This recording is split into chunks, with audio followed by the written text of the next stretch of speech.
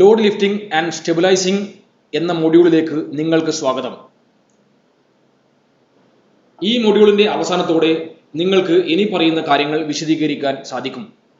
ഒരു ലോഡ് ഉയർത്തുന്നതിനുള്ള രീതികൾ വിവരിക്കുക, ഒരു ലിവർ, അതിന്റെ 3 ഘടകങ്ങൾ, ലിവറിന്റെ 3 ക്ലാസുകൾ എന്നിവ നിർവചിക്കുക, ക്രിബിംഗ് പ്രക്രിയ വിശദീകരിക്കുക, ഒരു ലോഡ് സ്ഥിരപ്പെടുത്താൻ ഉപയോഗിക്കുന്ന 2 തരം ക്രിബിംഗ് പട്ടികപ്പെടുത്തുക, ഒരു ലോഡ് റോൾ ചെയ്യുന്നതിനുള്ള ഘട്ടങ്ങൾ വിശദീകരിക്കുക, ഒപ്പം സന്നദ്ധ പ്രവർത്തകരുടെ പങ്ക് മനസ്സിലാക്കുക. പ്രകൃതി ദുരന്തങ്ങളോ വലിയ തോതിലുള്ള അടിയന്തര സാഹചര്യങ്ങളോ ഉണ്ടാകുമ്പോൾ പരിക്കേൽക്കുകയോ കുഴപ്പത്തിലാകുകയോ ചെയ്യുന്ന ആളുകളെ സുരക്ഷിതമായ സ്ഥലത്തേക്ക് മാറ്റുക എന്നത് വളരെ പ്രാധാന്യമുള്ളതാണ്.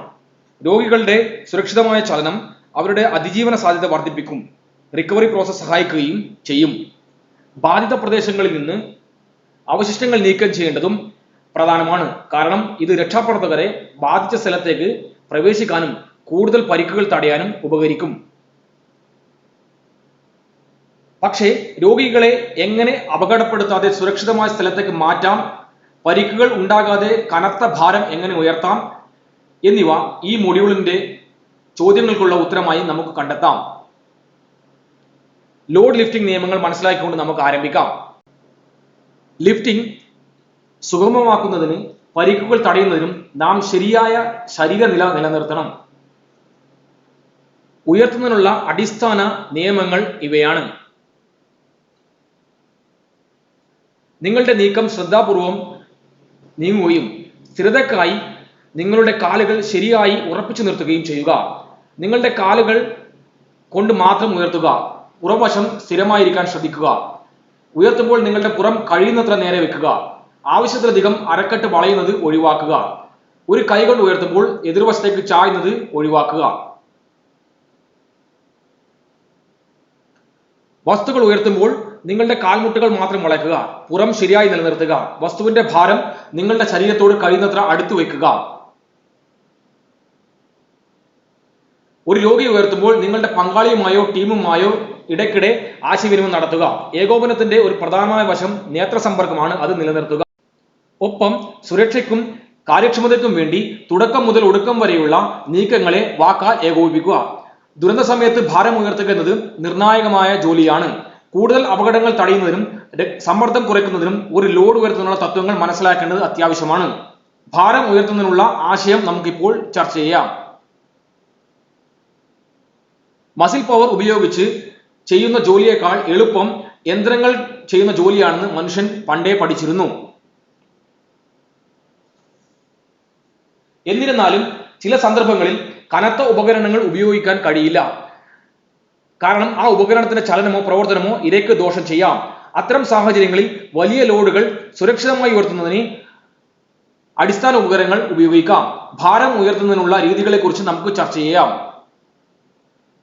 ഒരു ലോഡ് ഉയർത്തുന്നതിനോ നീക്കുന്നതിനോ മുമ്പ് ഇനി പറയുന്ന ഘട്ടങ്ങൾ പരിശോധിക്കേണ്ടതുണ്ട്. വസ്തുവിന്റെ ഭാരം,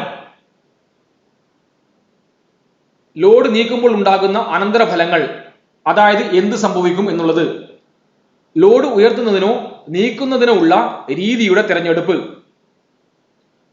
ഒരു ലോഡ് ഉയർത്തുന്നതിന് 3 രീതികളുണ്ട്. അവ ലിവർ, കമ്മലോങ്, ഹൈഡ്രോളിക് ജാക്കുകൾ അല്ലെങ്കിൽ റാമുകൾ എന്നിവയാണ്. ഈ രീതികൾ നമുക്ക് വിശദമായി ചർച്ച ചെയ്യാം. ഒരു ലോഡ് ഉയർത്തുന്നതിനുള്ള ലളിതമായ മാർഗമാണ് ലിവർ. ലിവർ നിർമ്മിക്കുന്ന 3 ഘടകങ്ങളുണ്ട്. അവ ഫുൾക്രം, ബലം, ലോഡ് എന്നിവയാണ്. ഫുൾക്രം എന്ന് വിളിക്കുന്ന പോയിന്റിൽ സ്വതന്ത്രമായി നീങ്ങാൻ കഴിയുന്ന നേരായതോ വളഞ്ഞതോ ആയ ഒരു കർക്കശമായ ദണ്ഡാണ് ലിവർ. മറ്റൊരു വസ്തുവിനെ നീക്കാൻ ലിവർ ഉപയോഗിക്കുമ്പോൾ ലോഡിനെ പിന്തുണയ്ക്കുന്ന വസ്തുവാണ് അല്ലെങ്കിൽ സ്ഥലമാണ് ഫുൾക്രം. ലിവറുകളുടെ ചില പ്രയോഗങ്ങൾ ഇവയാണ്.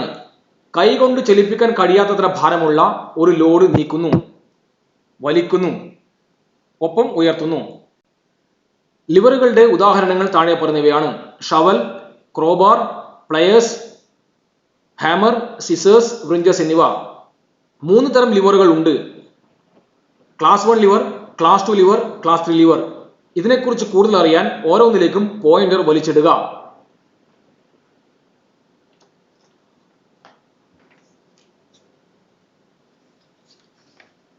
ഒന്നാം ക്ലാസ് ലിവറുകളിൽ ഫുൾക്രം ബലത്തിനും ലോഡിനുമിടയിൽ സ്ഥാപിച്ചിരിക്കുന്നു.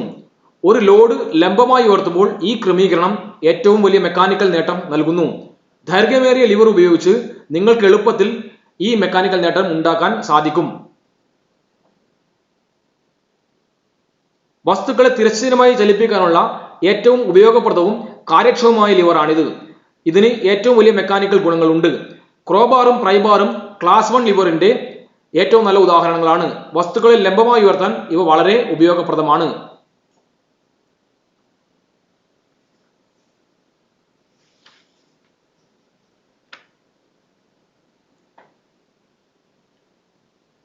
രണ്ടാം ക്ലാസ് ലിവറിൽ ബലത്തിനും ഫുൾക്രത്തിനും ഇടയിലാണ് ലോഡ് സ്ഥാപിച്ചിരിക്കുന്നത്.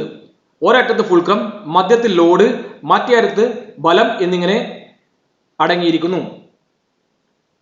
വീൽ ബാരോകൾ രണ്ടാം ക്ലാസ് ലിവറാണ്.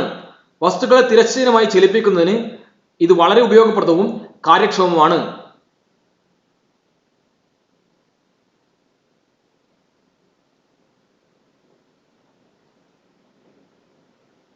ഒരു ക്ലാസ് 3 ലിവറിൽ ലോഡിനും ഫുൾക്രത്തിനും ഇടയിലാണ് ഫലം ക്രമീകരിച്ചിരിക്കുന്നത്. ഒരറ്റത്ത് ലോഡ്, എതിരറ്റത്ത് ഫുൾക്രം, മധ്യഭാഗത്ത് ഫലം എന്നിങ്ങനെ ഇത് ക്രമീകരിക്കപ്പെടുന്നു.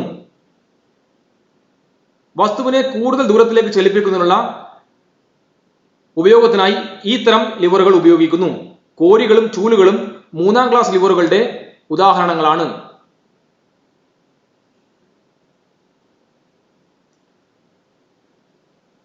ലിവർ, ഗിയർ റാച്ചറ്റിംഗ് സിസ്റ്റം എന്നിവ ഉപയോഗിച്ച് ലിഫ്റ്റിംഗ് ചെയ്യുന്നതിനും വലിക്കുന്നതിനുള്ള നേട്ടമാണ് ഒരു കം അലോങ് നൽകുന്നത്.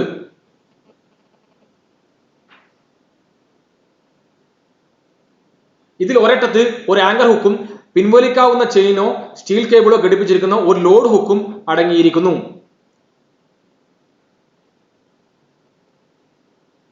ഹൈഡ്രോളിക് ജാക്കുകൾ ബലം പ്രയോഗിക്കാൻ ഒരു ലിവർ ഉപയോഗിച്ച് പ്രവർത്തിക്കുന്നു. ഈ ഉപകരണങ്ങൾ പ്രാഥമികമായി കനത്ത ഭാരം ഉയർത്താൻ ഉപയോഗിക്കുന്നു. ഇവയ്ക്ക് സാധാരണയായി വളരെ കുറച്ചു ദൂരമേ വസ്തുവിനെ ചലിപ്പിക്കാൻ സാധിക്കുകയുള്ളൂ. എന്നാൽ അത് വളരെ ശക്തവുമാണ്. കൈകൊണ്ട് പ്രവർത്തിക്കുന്ന ഒരു കുപ്പി ജാക്കിന് 50 ടൺ വരെ ഭാരം ഉയർത്താൻ സാധിക്കും. ഹൈഡ്രോളിക് ജാക്കുകൾ നിലത്ത് സൂക്ഷിക്കേണ്ടതുണ്ട്. ലാറ്ററൽ ലോഡുകൾ കൈകാര്യം ചെയ്യാൻ ഈ ജാക്ക് രൂപകൽപ്പന ചെയ്തിട്ടില്ല. ഇതുവരെ രോഗികളെ ചലിപ്പിക്കുന്നതിനുള്ള വിവിധ രീതികളെക്കുറിച്ചും ഭാരം ഉയർത്തുന്നതിനുള്ള വ്യത്യസ്ത രീതികളെക്കുറിച്ചും നിങ്ങൾ പഠിച്ചു. ഇനി നിങ്ങളുടെ ധാരണ പരിശോധിക്കാൻ ഒരു പ്രവർത്തനം നടത്താം.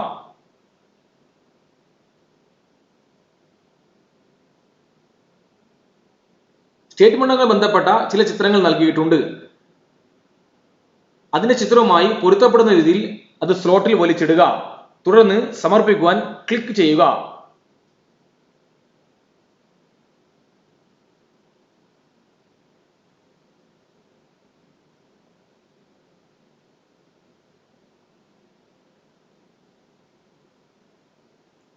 സബ്മിറ്റ് ചെയ്യുക.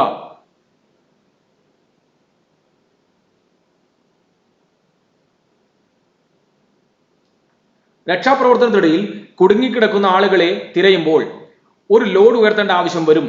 അത്തരം സാഹചര്യങ്ങളിൽ കുടുങ്ങിക്കിടക്കുന്ന വ്യക്തിയോടൊപ്പം രക്ഷാപ്രവർത്തകന്റെയും സുരക്ഷ ഉറപ്പാക്കേണ്ടതുണ്ട്. അതിനായി ലോഡ് ഉയർത്തുന്നതിനുള്ള ഒരു താൽക്കാലിക പിന്തുണ ആവശ്യമാണ്. താൽക്കാലിക പിന്തുണയുടെ ദ്രുതവും ലളിതവുമായ രീതിയാണ് ക്രിബിംഗ് എന്നറിയപ്പെടുന്നു. ലോഡുകളെ സുസ്ഥിരമാക്കാനും ഉപയോഗിക്കുന്ന ക്രിബിംഗ് രീതികളെ കുറിച്ച് നമുക്ക് ഇപ്പോൾ ചർച്ച ചെയ്യാം.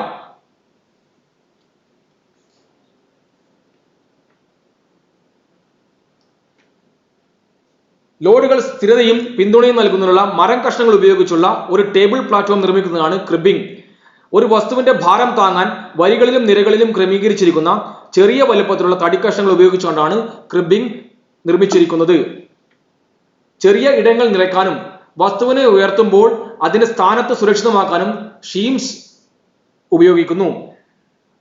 അസമമായതോ ചെരിഞ്ഞതോ ആയ പ്രതലങ്ങളുമായി ഒപ്റ്റിമൽ കോൺടാക്ട് നേടുന്നതിനായി ത്രഷ് കോൺ മാറ്റാനും ഷീമുകൾ ഉപയോഗിക്കുന്നു. മരം ഉപയോഗിച്ച് നിർമ്മിക്കുന്നതിനാൽ ക്രിബിംഗ് സംവിധാനം തകരുമ്പോൾ ശബ്ദമുണ്ടാക്കുന്നു. ഇത് സാധാരണയായി രക്ഷാപ്രവർത്തകർക്ക് വരാനിരിക്കുന്ന അപകടത്തെക്കുറിച്ച് മുന്നറിയിപ്പ് നൽകുന്നു. ക്രിബിംഗ് സിസ്റ്റത്തിന്റെ പരാജയം തടയുന്നതിന് മെച്ചപ്പെടുത്തിയ ക്രിബിംഗിന്റെ ആവശ്യകതകൾ പരിഗണിക്കേണ്ടതാണ്. ആവശ്യകതകൾ ഇപ്രകാരമാണ്. ഉപയോഗിച്ച മെറ്റീരിയലിന് ഇരുവശത്തും പരന്ന പ്രതലങ്ങൾ ഉണ്ടായിരിക്കണം. കൂടാതെ ഉപയോഗിക്കുന്ന വസ്തുവിന്റെ ഭാരം താങ്ങാൻ ക്രിബിംഗിന് സാധിക്കണം. ക്രിബിംഗ് സിസ്റ്റത്തിനായി ഉപയോഗിക്കുന്ന മെറ്റീരിയലുകളുടെ ഉദാഹരണങ്ങളിൽ ഇവ ഉൾപ്പെടുന്നു: ഫർണിച്ചറുകൾ,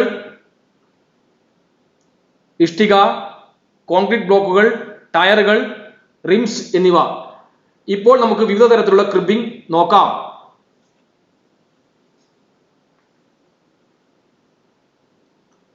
പ്രധാനമായും രണ്ട് തരം ക്രിബിംഗ് ഉണ്ട്: ബോക്സ് ക്രിബിംഗും പ്ലാറ്റ്ഫോം അല്ലെങ്കിൽ ക്രോസ് ടൈ ക്രിബിംഗും. കൂടുതൽ അറിയാൻ ഓരോ ചിത്രത്തിലും ക്ലിക്ക് ചെയ്യുക.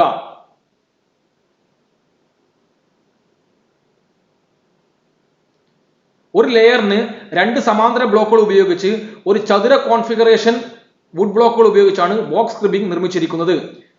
തടി ബ്ലോക്കുകളുടെ അറ്റത്ത് 10 സെന്റിമീറ്റർ പരസ്പരം ഓവർലാപ്പ് ചെയ്യുന്ന തരത്തിൽ പാളികൾ 90 ഡിഗ്രിയിൽ സജ്ജീകരിച്ചിരിക്കുന്നു. ക്രിബിംഗിന്റെ മധ്യവശം തുറന്നതായിരിക്കും.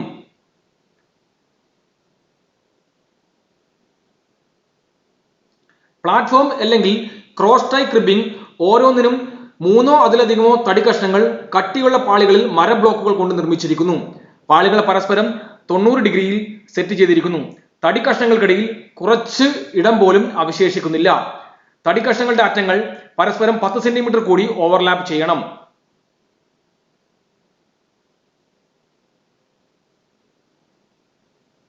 ക്രിബിംഗിനുള്ള പൊതു മാർഗനിർദ്ദേശങ്ങൾ ഇവയാണ്: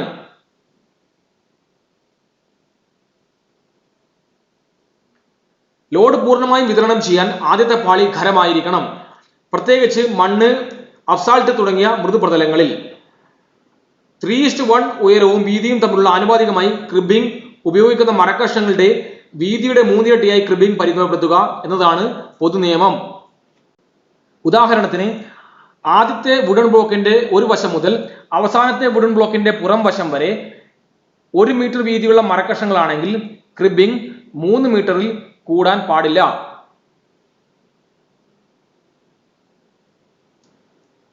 കോണുകൾ എപ്പോഴും 10 സെന്റിമീറ്റർ ഓവർലാപ്പ് ചെയ്യുക. മൊത്തത്തിലുള്ള സ്ഥിരതയെ പ്രതികൂലമായി ബാധിക്കുന്ന കഷ്ണങ്ങളുടെ കോണുകൾ വിഭജിക്കുന്നത് ഇത് തടയുന്നു. 10x10 അല്ലെങ്കിൽ 20x20 സെന്റിമീറ്റർ 2-3 ബ്ലോക്കുകൾ ഒരു ലേയപ്പ് ക്രിബിംഗിൽ ഉൾപ്പെട്ടിരിക്കണം. തടിയുടെ ഭാരം വഹിക്കാനുള്ള ശേഷി മരത്തിന്റെയും തരത്തിന്റെയും ഗുണനിലവാരത്തെ ആശ്രയിച്ചിരിക്കുന്നു. ക്രിബിംഗിന്റെ ശേഷി എന്നത് അതിന്റെ എല്ലാ പ്രതലങ്ങളിലും ലംബമായി അനുഭവപ്പെടുന്ന ആകെ ഭാരത്തെ ആശ്രയിച്ചിരിക്കുന്നു. കരാറുകാർ അല്ലെങ്കിൽ ഹ്രസ്വകാല അടിയന്തരാവസ്ഥകളിൽ ഉപയോഗിക്കുന്ന ക്രിബിംഗ് പലപ്പോഴും ലാറ്ററൽ ശക്തിക്കായി ബെയറിംഗുകൾ തമ്മിലുള്ള ഘർഷണത്തെ മാത്രം ആശ്രയിക്കുന്നു. ഇത് ആഫ്റ്റർ ഷോക്കുകൾക്ക് അപര്യാപ്തമാണ്. കഷ്ണങ്ങൾ തമ്മിലുള്ള ഘർഷണം കൂടാതെ പാർശ്വസ്ഥമായ പ്രതിരോധം നൽകുന്നതിന് മറ്റു കഷ്ണങ്ങൾ കൂടി ഉപയോഗിക്കാം. ജോഡി ക്രിബിംഗുകൾക്കിടയിൽ ലാറ്ററൽ ശക്തിയും ഡയഗണൽ ബ്രേസുകളും ഉപയോഗിച്ച് ക്രിബിംഗ് മെച്ചപ്പെടുത്താം. ഒരു ക്രിബിംഗ് സിസ്റ്റം സജ്ജീകരിക്കുമ്പോൾ പാലിക്കേണ്ട സുരക്ഷാ നടപടികൾ ഇതൊക്കെയാണ്: 1 ഇഞ്ച് ഉയർത്തി 1 ഇഞ്ച് ക്രിബ് ചെയ്യുമ്പോൾ ഒരിക്കലും കൈകൾ ഭാരത്തിനടിയിൽ വെക്കരുത്. കൂടാതെ പരമാവധി സ്ഥിരതയ്ക്കായി ക്രിബിംഗിന്റെ ഉയരം 3:1 അനുപാതത്തിൽ ക്രമീകരിക്കുക. ലോഡുകൾ ഉയർത്തുന്നതിനും സ്ഥിരപ്പെടുത്തുന്നതിനുമുള്ള നടപടിക്രമം അടുത്തതായി ചർച്ച ചെയ്യാം.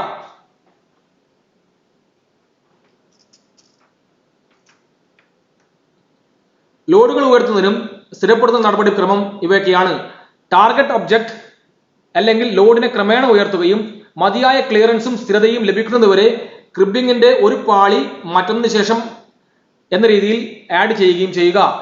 ലോഡുകൾ ഉയർത്തുന്നതിനും സ്ഥിരപ്പെടുത്തുന്നതിനുമുള്ള ഘട്ടം ഘട്ടമുള്ള പ്രക്രിയ ഇനി നമുക്ക് നോക്കാം.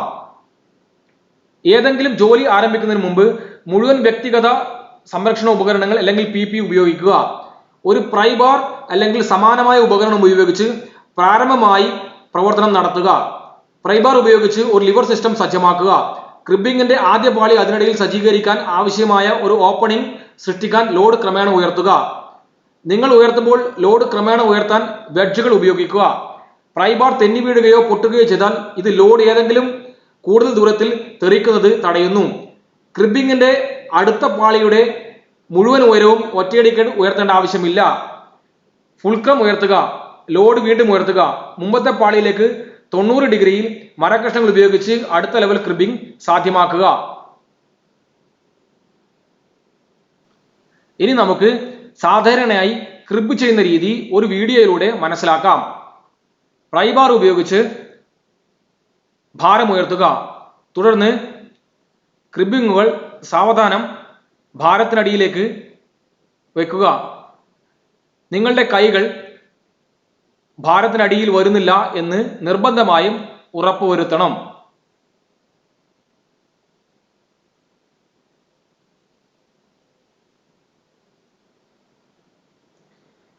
തുടർന്ന് ക്രിബിങ്ങുകൾ നേരത്തെ വിശദീകരിച്ചതുപോലെ തുടർച്ചയായി സെറ്റ് ചെയ്യുക.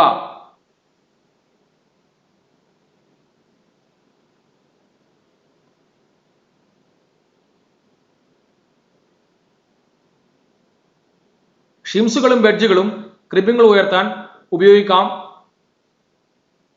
ഇനി ഭാരങ്ങൾ ഉയർത്തുന്നതിന് പകരം ഭാരങ്ങൾ ഉരുട്ടിക്കൊണ്ടുപോകാൻ നിങ്ങൾക്ക് മെറ്റൽ ട്യൂബുകൾ ഉപയോഗിക്കാം.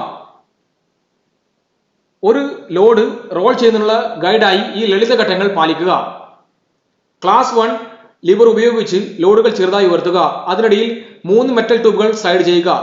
ക്രിബിങ്ങിനായി ലിഫ്റ്റിംഗ് ടെക്നിക് ഉപയോഗിക്കുക. തുടർന്ന് ക്ലാസ് 2 ലിവറുകൾ ഉപയോഗിച്ച് ആവശ്യമുള്ള ദിശയിലേക്ക് ലോഡ് തള്ളുക. ഉരുളുമ്പോൾ ലോഡ് തിരിയുന്നതിനിടയ്ക്ക് ട്യൂബുകൾ ദിശ ക്രമീകരിക്കണം. ഇനി ഇത് ഒരു വീഡിയോ മൂലം നമുക്ക് മനസ്സിലാക്കാൻ ശ്രമിക്കാം.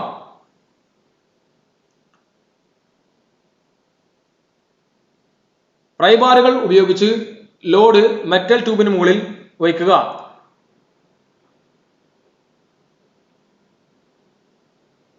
തുടർന്ന് അവ ക്ലാസ് 2 ലിവർ ഉപയോഗിച്ച് ഏത് ദിശയിലേക്കാണോ നീങ്ങേണ്ടത് അതിലേക്ക് തള്ളുക. അടുത്തതായി സന്നദ്ധ പ്രവർത്തകരുടെ പങ്ക് പരിശോധിക്കാം. സന്നദ്ധ പ്രവർത്തകർ അപകട സാധ്യതകൾ നീക്കി ഇരകളുടെ സുരക്ഷ ഉറപ്പാക്കാൻ സഹായിക്കുന്നു. പരിക്കേറ്റ ഇരകളെ സ്വമേധയാ അല്ലെങ്കിൽ സ്ട്രക്ചർ ഉപയോഗിച്ച് ചുമന്ന് രക്ഷാപ്രവർത്തനം സഹായിക്കുന്നു. പരിക്കേറ്റ ഇരകളുടെ മുറിവുകളിൽ ഡ്രസ് ചെയ്യാൻ സഹായിക്കും. മുറിവുകൾ വഷളാകാതിരിക്കാൻ ചില രോഗാവസ്ഥകൾ പ്രത്യേക സാങ്കേതിക വിദ്യകൾ ആവശ്യമാണെന്ന് സന്നദ്ധ പ്രവർത്തകർ അറിഞ്ഞിരിക്കണം. ഇത്തരം സാഹചര്യങ്ങളിൽ ഒരു മെഡിക്കൽ ഡോക്ടറുടെ സഹായം തേടണം. ഇതോടുകൂടി നമ്മൾ ഈ മൊഡ്യൂളിന്റെ അവസാന ഭാഗത്ത് എത്തി.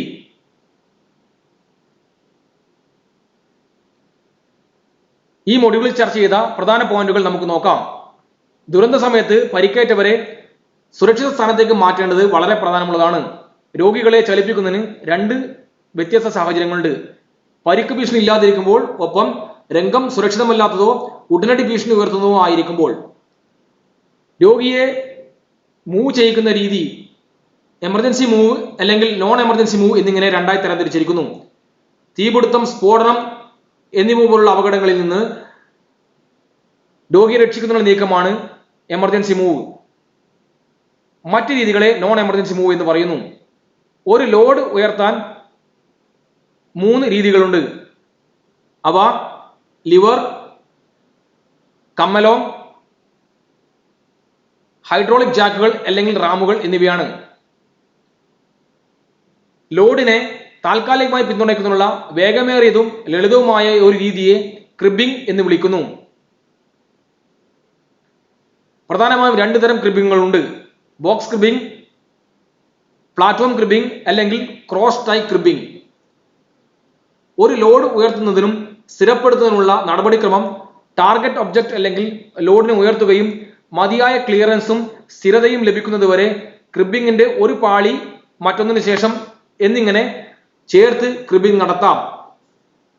ഇരകളുടെ സുരക്ഷ ഉറപ്പാക്കാൻ സന്നദ്ധ പ്രവർത്തകർക്ക് രക്ഷാപ്രവർത്തകരെ സഹായിക്കാൻ സാധിക്കും.